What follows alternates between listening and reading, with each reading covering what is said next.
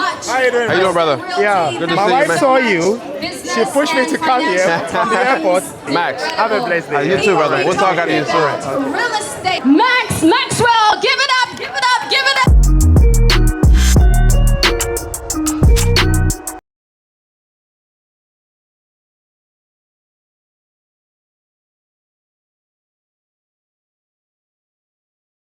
And I like to speak briefly about Oh, you did? Okay, I'm gonna look. Yeah, just get my number. I'm gonna put my American number in there. I got a deal machine. Also promo. Yeah. Yeah, pretty much. I mean, it was dope, man. You know, wholesaling it was dope. That's good, man. That's good, man. You ready? Yes. Yeah, you good? Good.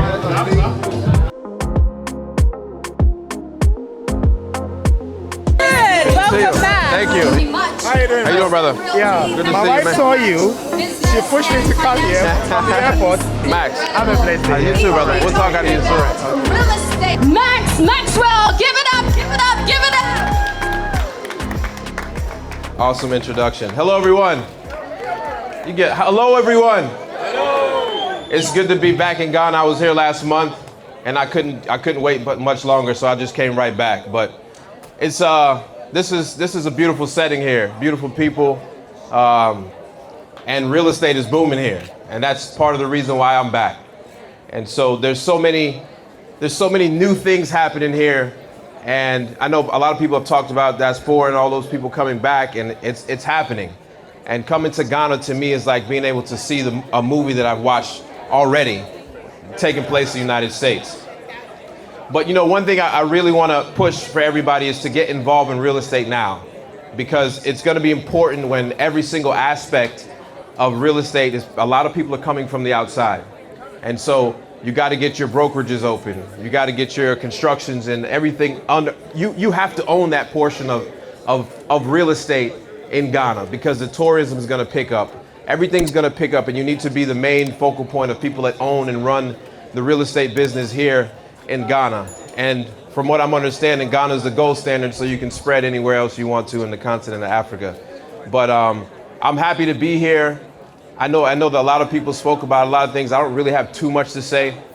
You know, what I will say is that, you know, born to Jamaican parents who obviously, you know, have strong African roots, we didn't have anything when we were growing up. And real estate changed my life, 100% did. And so in 6 years, I've been able to go from nothing to my wildest dreams, I'll just say that. You know, from having no place to sleep to, I don't know how many houses I own, and being able to buy a plane and fly my own plane, all just because of real estate. So, you know, right now we live in the information age where everything is available to us online. There's no reason for you to go to the United States to learn anything now. It's all on YouTube. I remember sitting back home 6 years ago and depressed and didn't have any money at 30 years old, and picked up a YouTube video and just started going deep into real estate. And in six years, I've been able to change my life around and been able to do whatever I do. And we have a large office with 20 plus employees, and we do development, flips, you name it, everything in real estate, we do that. So I just encourage everybody to be a part of real estate. Real estate is the foundation of everything you can ever think of. You know, sometimes when I'm flying my plane and I'm just looking down, and I may be at 10,000, 20,000 feet, and I realize that every piece of this earth is owned by somebody. Every single inch, every single meter. So it's important for you to grab your part, be a part of it, because it's truly what allows us to be able to create generational wealth and pass money on from generations to generations to generation. And so it's important to get in now. I can't express how important it is to get involved in real estate now.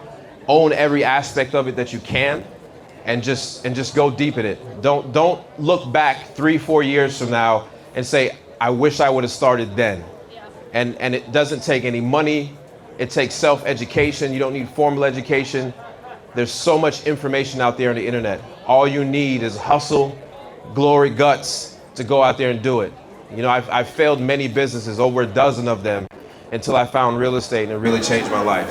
So I don't really have too much to say, to sit here and speak and blabber. I really want you guys, the most important part about all of us coming together is us. So the most important people here is you guys to mingle and meet with people. There's some very important and advanced people in this crowd right now that you need to network with. And you know, I was speaking with a billionaire one day, and he said, I asked him what the difference was between being a millionaire and a billionaire, and the number one thing was his network. Being able to pick up his phone and make any phone call, send an email, and get anything that he needs done because of the vast amount of people that he knows. So that starts on the ground effort here. When you're meeting new people, don't be afraid. Walk up to somebody, introduce yourself, tell them what you do, what your aspirations are, and maybe that person can help you get to that level that you want to get to. So I appreciate you guys welcoming me here to Ghana. I'm going to spend some time in Ghana because I really feel welcome here. I feel at home. I feel safe, and I feel like this is a new beginning, and I want to be a part of it. So I hope all of you guys take advantage of the new beginning and be a part of it as well. So thank you guys for having me so much. Awesome. Thank you so much, Maxwell. I gotta catch an Uber to the plane, but I had to say something to you before I get out of here. We got a link, okay? We got a link. Yeah. Let me link. You going back to Chicago, right? Going back to Chicago. Okay, let's link up. I'm gonna reach out to you on social media. And Okay, then please. we'll go from there. Let's talk. Okay, yeah. All right. If you have a question, please wave your hand and be sure to come around with a microphone. Please state your name and your question. Thank you. My name is Renee O'Leans, and my question is, I assume you started in the US with your real estate, and the strategies that you use there, can you easily apply it here? It all depends on data. So America has a lot of data available online, and a lot of the municipalities have things online, which is also another problem that needs to be solved here. So there goes another opportunity. So because of the data that we have online, we're easily allowed to see certain things and see certain problems. So I don't know yet. The answer is I don't know yet. But I'm going to find out before I leave. Maxwell, this question is for you. Yes. He said 6 years ago he started, he was home but doing nothing. So he started with nothing. So he said he started with nothing. Does it mean also start with nothing? Maxwell, he said you started 6 years ago. You said started with nothing. So is it possible, how did you start with nothing and you now have a multi-million-dollar empire? Can you talk a little bit about the process and the transition from that, please? So yeah, when I say I started with nothing, I mean absolutely nothing. I had negative money in my bank account. So yeah, I started with absolute nothing. So one of the things that I picked up on a real estate strategy that I heard two gentlemen speaking of, and I went to go research it. So essentially, if you want to be involved in real estate, you need to find out how to solve problems. The only way any business makes money is by solving problems. For example, if you look at Base Lounge, you come here because you're hungry or thirsty, right? They solve a problem. Every single business solves a problem. And so when I say I started with nothing, I mean it was absolutely nothing. And so the strategies are different from here than the United States, but I'm sure there's many problems. There's many things that need to be fixed for you to make money. So you just have to find that problem and dive deep into it. We have another question here, your name and your question. Hi, good evening. My name is Vashti and I'm from Diamond and Dust.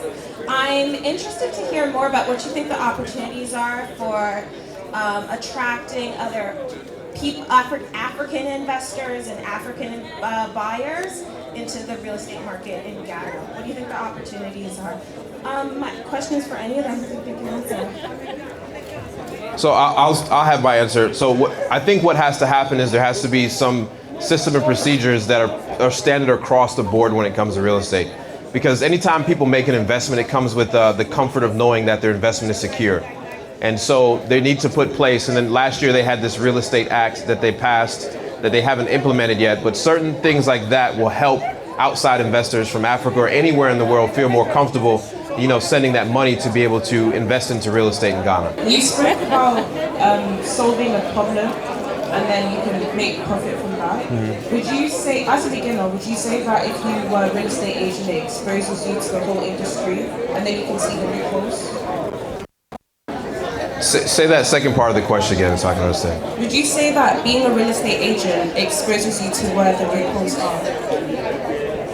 It doesn't hurt to be an agent because you start to see different aspects of real estate throughout. Is it required that you be an agent to be able to see a problem and identify? Not necessarily. I mean, some of your biggest investors in the world are not agents. But if that's the path way you want to take, because remember what an agent does is they solve a problem. They solve a problem between a buyer and a seller. A buyer wants a house, a seller wants to sell one. And so I think as you start to study every movement in real estate in Ghana, you have to understand, how people find houses, who they call when they sell them. What's the process when a person agrees to buy a house? What happens from there? So there's steps along the way, all the way till somebody moves into a house that they purchase. So you got to understand every single aspect in order to interject yourself into a problem and solve it. The opportunities I see are endless. I mean, right now I feel like real estate and the brokerage and everything is at its infancy. And so if you just study companies abroad, study companies placed, there's a bunch of standard practices that happen across real estate, across the world. Now, some things may be different in each country, in each continent, but there's a baseline of what every real estate transaction has to happen. And so I wouldn't use the word loopholes, but I would just, any problem that you see that you can make it move quicker, or you can make it, easier for either party. That's where you can interject yourself and create something and create a business or solve that problem. There's some problems in Ghana right now, and so us and real estate agents in the US that are coming to Ghana, and you see the difference between American real estate agency and Ghana. So what kind of education are you going to give to those agents in Ghana so that they can work the same as how we work in the US? So I don't think the idea is to replicate what another country does. I think the idea is to make real estate, reduce the amount of fraud, and have a system and procedure so that people feel comfortable investing, and the transactions all look the same across the board. Like I said before, there are some practices that are baseline that are typical in every single situation, every single real estate transaction. If you go out and read the Real Estate Act that they passed last year, I think it's Act 1427 or something like that, the Real Estate Act that they passed, you can go in there and read what they're expecting to happen and what they expect transactions to start to look like. And so, I don't know if I'm the person to educate, people about what happens, but eventually there's going to be formal education to become an agent. There's going to be processes that happen along the way, no matter what. What I realized in Ghana, most real estate agents, when they get their clients, they don't have a written document that the client signs to say that we are doing this and that for you, and I'm going to show you this house. If you buy this, my percentage. You do it verbally. I've seen many incidents, more than 10 times. And that's exactly what she was speaking on earlier. So you're right. And so that's a problem that needs to be solved. And so you're talking about an exclusive listing agreement that goes between the seller and the agent that's going to go perform fiduciary duties. So yes, it's coming. If you read the Real Estate Act, those things are coming, and if you're smart, you get ahead of those things. But that's why they do training, but here's the other side too. Anytime somebody is selling a house, no matter what agent they work with, it should be standardized.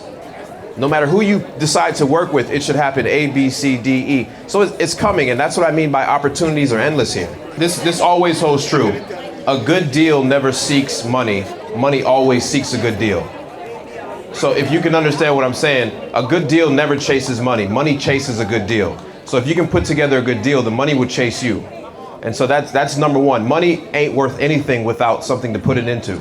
Every day the dollar sits in a regular account, it depreciates. And so people with smart money know that they have to put it to work. So a deal never searches for money. Money always searches for a deal. So Maxwell, your final thoughts for us. So once again, thanks for having me here in this beautiful country. And what I would say is keep doing this. Keep coming together as people, keep networking, build out the dream together. There's power in numbers. And so the most important thing is to be around like-minded people as much as you can, because it will help you see your dreams to the end. So keep doing this. Do it at least once a month. Maybe make this place, the Base Lounge, your meeting spot for you real estate professionals to come together every single month, whatever it is. But keep doing this. I promise you, this is the reason why I'm successful today, is because my network. So go out there and just keep doing this.